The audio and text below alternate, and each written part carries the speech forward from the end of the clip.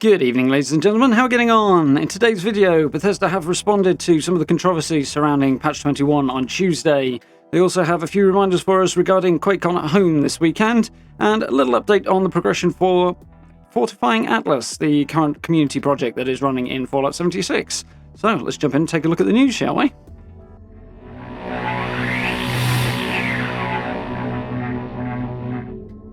Okay, so first and foremost, as I'm sure you guys are well aware, patch 21 did not exactly go off without a hitch on Tuesday. There were a number of things that unfortunately the community were not very happy about, things that didn't really go according to plan, and things that were overlooked.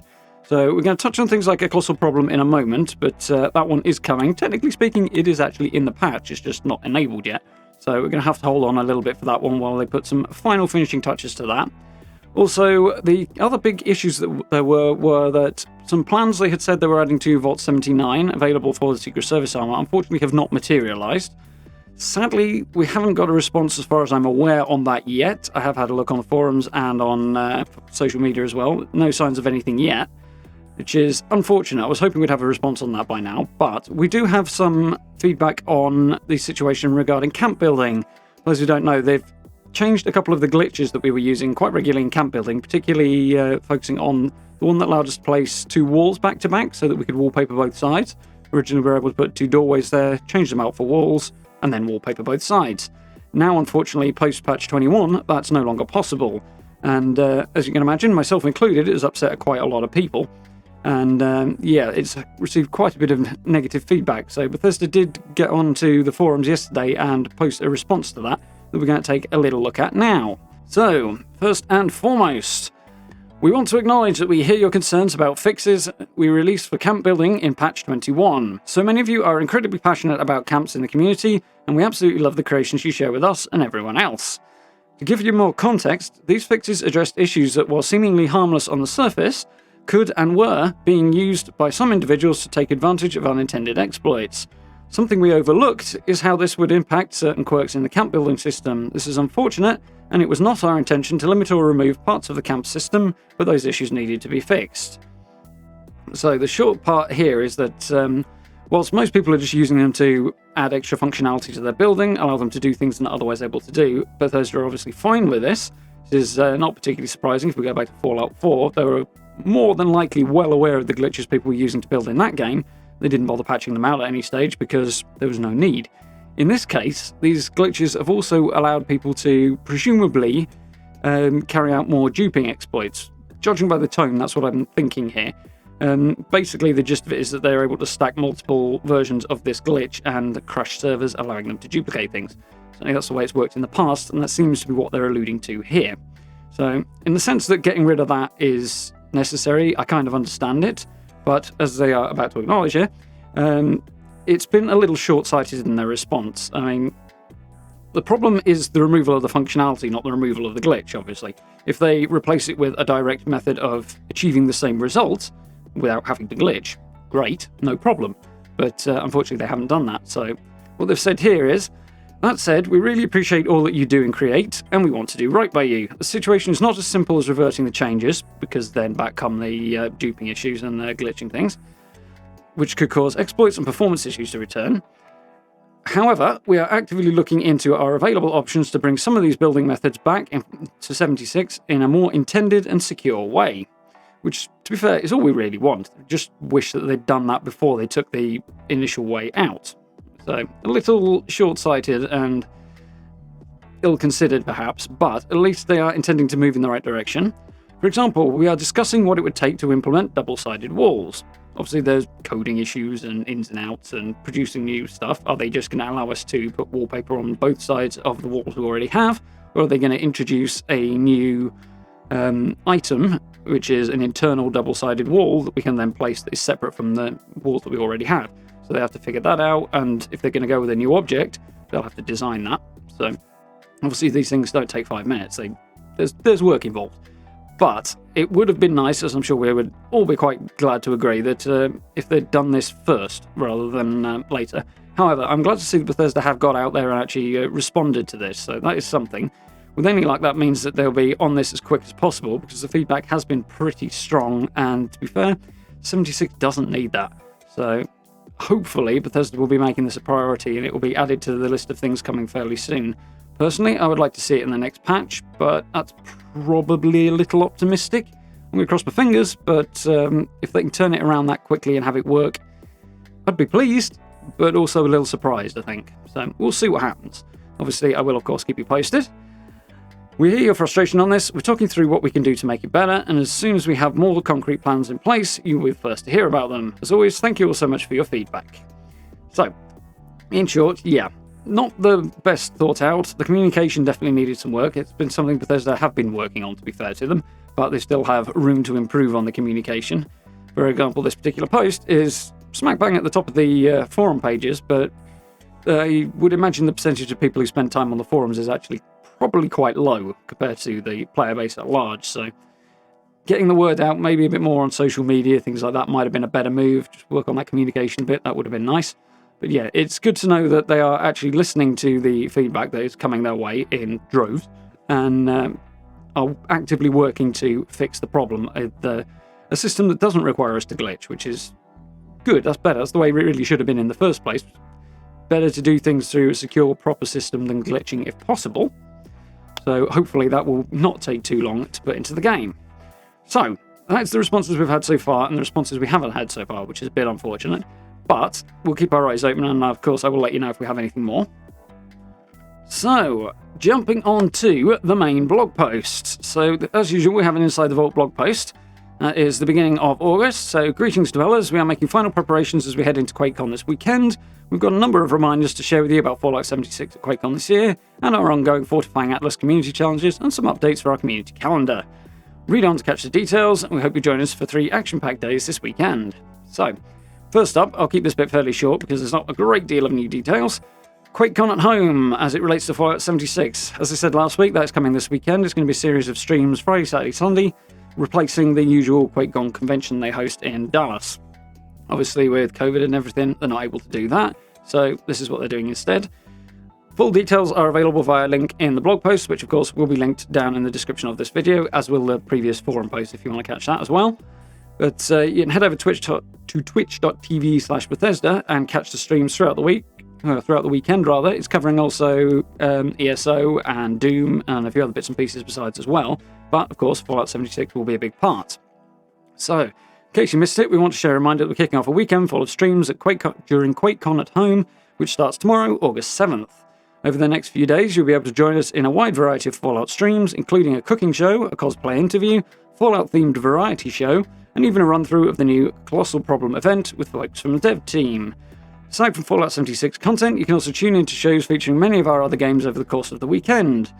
Make sure to check out the full QuakeCon stream schedule, link down below, and then join us on Twitch starting tomorrow at midday Eastern Time, which is, as I said again, August 7th. So for UK time, that will be 5 PM.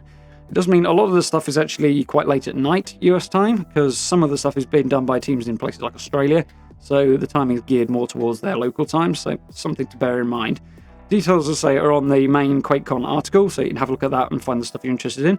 One of the things that was a bit odd that they mentioned is they're doing a guided tour of Appalachia, which seems strange given that we've all had 18 months plus to have a look around it.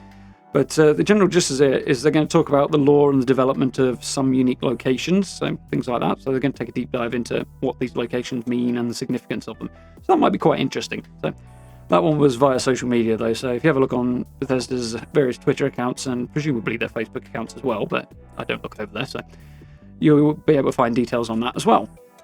So, one of the cool things we can get during this weekend, nice and free, is an outfit and a backpack skin. So, don't forget, we are adding the new Beelzebubby outfit, got it this time, and the Mr. Demonic backpack to the Atomic Shop for free all weekend long, starting a little later today. Join the QuakeCon celebration in-game this weekend by claiming your goodies in the shop from 12 PM Eastern Time Thursday, August 6th until the 10th of August. So 5 PM UK time, we'll be running through from today right the way through until Monday. So you can have a look at them here. We've got the Beelzebubby outfit, which is a variation on the Bad News Billy. But yeah, it's fine. It's quite cool. It's not really my cup of tea, but for those who are into it. And of course, another backpack skin if you like that as well. Not sure about this hat business at the top. But it's interesting. Doesn't look like it's got a lot of storage room, though. But there we go. Free items for you. So, community calendar updates. So, a few people I've noticed on social media have had a bit of a rant about the fact that the summer calendar, the roadmap, the community calendar, yada yada yada, have been tweaked, changed, dates have changed, things have moved around a bit. Including various people talking utter rubbish about it, to be honest, as per usual with the internet. But the general gist of it, obviously, is it's not a hard and fast statement for the most part. It's this is what we're intending to do if nothing has to change. Obviously, as we should know by now, things sometimes do change and have done, so we have a little update here. We have revisited our community calendar to make a few adjustments so that all of the information is as up-to-date as possible. As we mentioned earlier this week, we are still actively working on additional performance improvements for a colossal problem, and we expect to enable the event within 2 weeks. The most likely date for that will be a week on Tuesday, which will be 2 weeks from patch day, but within 2 weeks from now. So yeah, a week on Tuesday would be my gamble if I was going to make one, so I would expect to see a hotfix on that day and hopefully a few other tweaks coming with it as well. Certainly some of the other issues that they have yet to mention regarding some of the negative press for patch 21 hopefully might also get fixed along with that hotfix. That would be my guess. It seems like the most likely scenario, but again, we'll have to wait and see for now. Definitely room for improvement on the communication there. So, additionally, there's still lots to look forward to this summer, including the return of Meat Week. Crikey, I seem to struggle with that word. Legendary perks, community events, and more. Check out the updated community calendar below, and be sure to pencil event dates into your schedule. So, slight updates to this one, but the general gist of it is much the same. If we take a quick look now. So, patch 21 we already know about. August 7th to 9th is daily streams. It's the QuakeCon at home thing. We already have Project Alpha for Fortifying Atlas rolling. That started on Tuesday as well. That's going quite well, as we'll see in just a moment. Meat Week comes back on the 18th, which is Tuesday, I believe? No, a week on Tuesday. Let's have a look. A week on Tuesday, yeah. Which is also likely when we will get a colossal problem as well.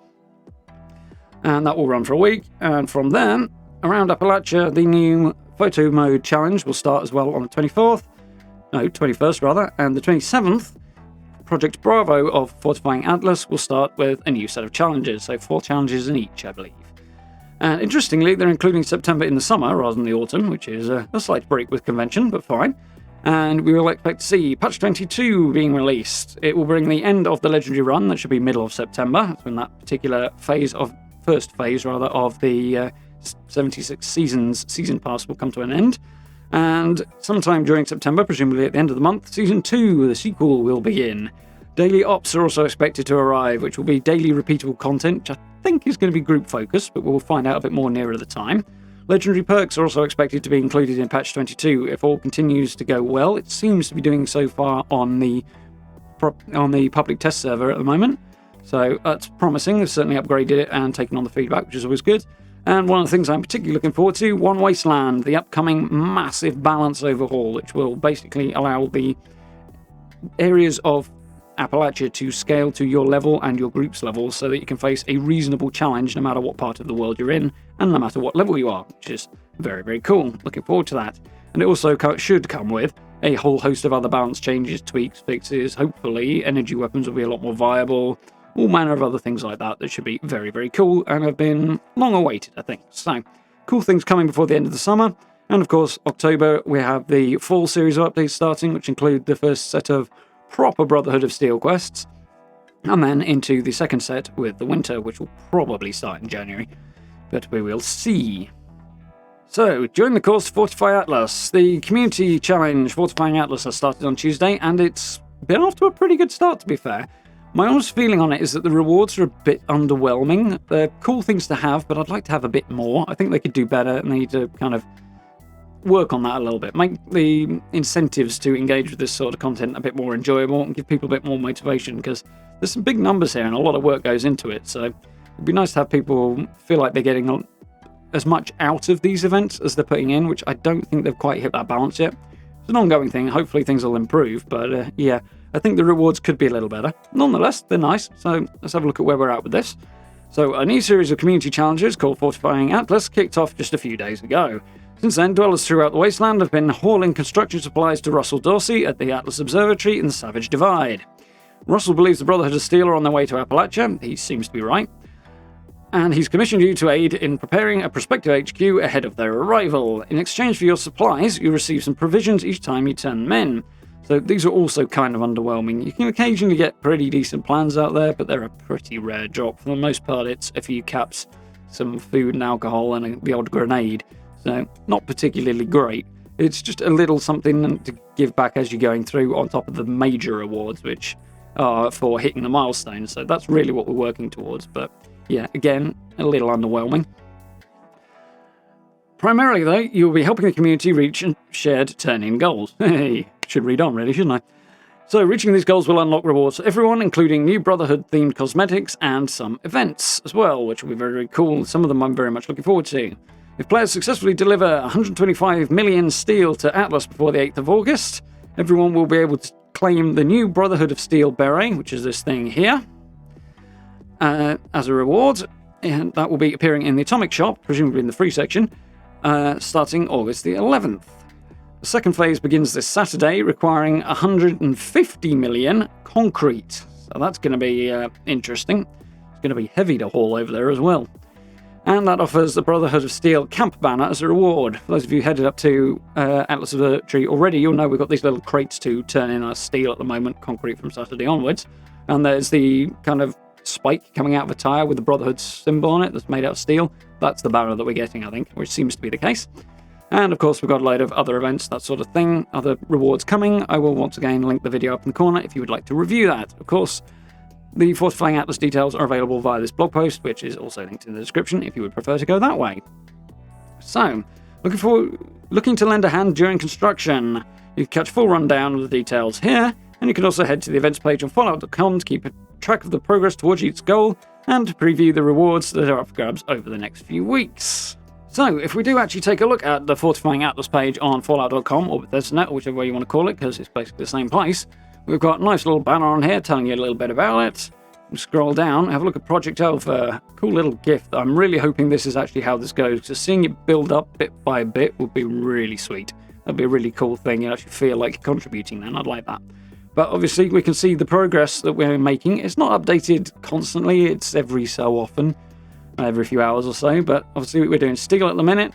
And already, since Tuesday, we are at 108.86 million units of steel delivered. That's impressive. We were well over halfway last night, so within 24 hours, which is good going. I'm really pleased to see everybody engaging with this. It means we should be getting the cool rewards, particularly things like purveyor sales and extra meat week and things like that will be coming on later. So those are things I'm really keen to see. But yeah, we're not too far from the threshold of the first one, and we have got until Saturday night to finish it. So it'll probably Saturday tea time, UK time. I'm guessing midday US. It's usually the times they go for. So that's basically where we're up to on that, and it's quite cool. It's quite handy to see. As I say, you can head over to Fallout.com or Bethesda.net, just head through the obvious links, and they're obvious, and it will take you to this page, and you can see what's what. Obviously down here we have another look at the rewards. We've got the beret coming first in return for the steel. We'll have the steel camp banner item thingamajig here coming with the concrete one. Then we'll be getting a high score weekend, double score for your dailies. That will be coming on the 20th to the 24th of August. It's backwards, I'm not used to that. If we succeed in returning enough cork, which should be challenging as well, I suspect.